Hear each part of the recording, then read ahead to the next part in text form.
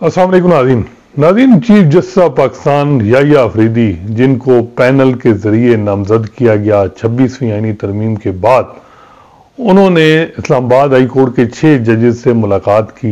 ये वो 6 जजेस जिन्होंने सुप्रीम जुडिशल काउंसिल को 25 मार्च को ख़त लिखा था कि जी एग्जीक्यूटिव एजेंसीज की तरफ से इंटरफेरेंस होती है हाई प्रोफाइल केसेस में, और हमें गाइडेंस दें कि हमें क्या करना चाहिए। वो ख़त जब आया तो फिर उसके बाद काजी फैसल साहब ने फुल कोर्ट मीटिंग की। उस फुल कोर्ट मीटिंग में मेजॉरिटी जजेस ने उनको ये मैंडेट दिया कि जी वो मिल सकते हैं प्राइम मिनिस्टर शहबाज शरीफ के साथ। फिर काजी फैसल और मंसूर अली शाह जो हैं वो प्राइम मिनिस्टर शहबाज शरीफ से मुलाकात करते हैं।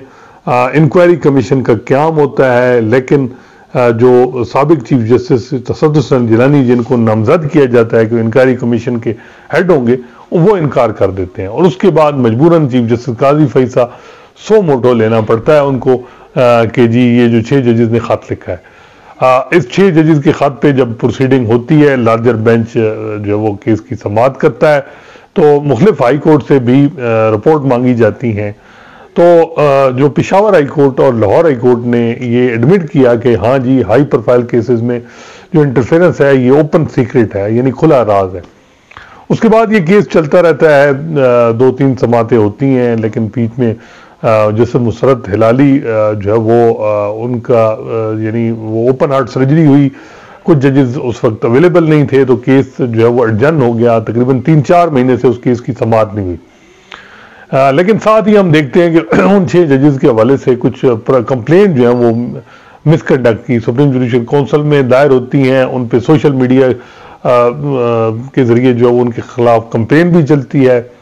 ये सब कुछ काजी फैसल साहब के दौर में होता है, और काजी फैसल साहब उस हवाले से कोई किसी किस्म का यानी उन 6 जजेस को उनका जो स्टांस है उसको इंडोर्स नहीं करते। लेकिन अब हम देखते हैं कि जो काजी फैसल साहब रिटायर हो गए हैं, तो याहिया अफरीदी साहब ने, बताया जा रहा है, हमारे ज़राए इस चीज़ को कंफर्म कर रहे हैं कि उन्होंने चीफ जस्टिस हाउस इन जजेस को बुलाया, 6 जजेस को, और उनसे मुलाकात की।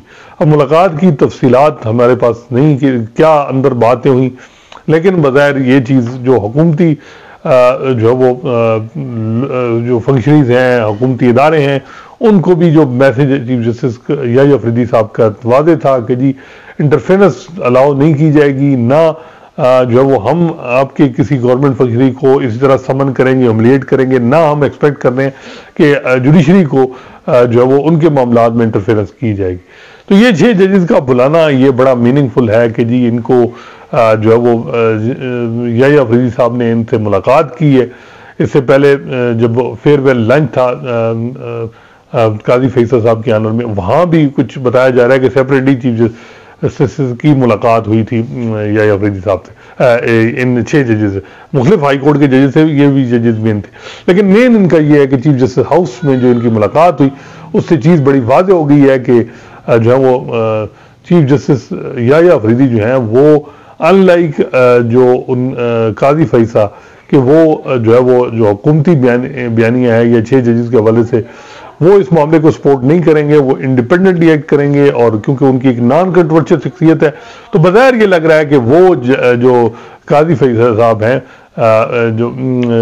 जो याहिया अफरीदी साहब हैं, वो इंडिपेंडेंटली एक्ट करेंगे। देखते हैं अब जो ये मुलाकात है, उसके बाद अब सुप्रीम जुडिशल काउंसिल की मीटिंग भी 8 अप्रैल को है, उसमें क्या होता है। क्या इन जजेस के खिलाफ जो कंप्लेंट है मिसकंडक्ट की, वो ख़त्म होती हैं, या जो इनका जो लेटर है जो सुप्रीम जुडिशल काउंसिल को लिखा गया था कि हमें गाइडेंस दे, और यही बात याहिया अफरीदी साहब ने की थी कि हमें गाइडेंस इनको देनी चाहिए, तो अब क्या होता है।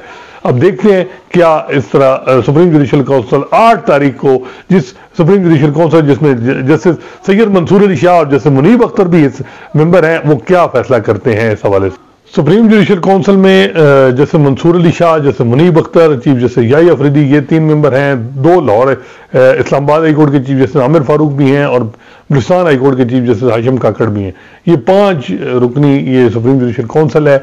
देखते हैं, इसका एजेंडा अभी तक जारी नहीं हुआ कि किस तरफ ये क्या ये पूरा जो बैकलॉग है, जो कंप्लेंट पेंडिंग है, उनको डिसाइड करती है, या ये 6 जजेस का जो खत है उस हवाले से कोई लाएअमल जो है वो दिया जाता है। लेकिन एक बात ये है कि जी इस हवाले से जो मैटर है वो सुप्रीम कोर्ट में पेंडिंग है। मेरा नहीं ख्याल सुप्रीम जुडिशल काउंसिल उस हवाले से उस मामले को देखे। कुछ लोगों का ये है कि जी वो मे बी जो बैकलॉग बैक पेंडिंग है कंप्लेन, उन हवाले से फैसला किया जाए कि क्या उनमें प्रोसीड किया जाए या वो जो वो डिस्पोज ऑफ की जाए, रिजेक्ट की जाए। ये चीज अब 8 अप्रैल को ही क्लियर होगी। एक्सप्रेस न्यूज, हर खबर पर नजर।